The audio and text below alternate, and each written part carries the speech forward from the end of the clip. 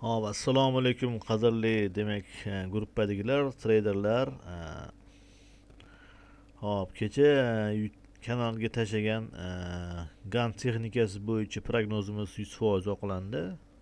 Ko'rgan bo'lsanglar kerak. Demak, bozor mana juma kuni mamtu yopilgan edi va biza bozorni keyingi urovin 4666 ga borishiga prognoz bergan edik va bugunning o'zida mana razrif bilan gap bilan ochilib, уже bu uровень ham proboy bo'ldi va zakreplение ham bo'ldi. Endi hop, mana shu o'zida masalan 600-700 pips, почти 1000 pips prognozimiz to'g'ri chiqqan va hozirgi holat bo'yicha endi keyingi uровень bizada уже 4733 ekan va bozorni o'sha yoqqa demak borishini taxmin qilyapmiz.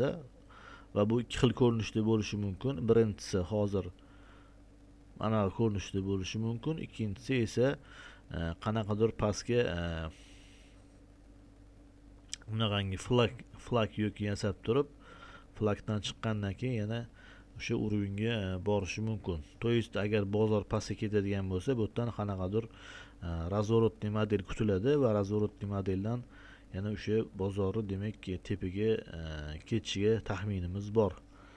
Alternativniy holat, agar bozor pastga tushib mana bu uровеньdan pastga yopiladigan bo'lsa, u holatda уже bozor уже keyingi uровень bu yoqqa 4533 ga kelishi mumkin.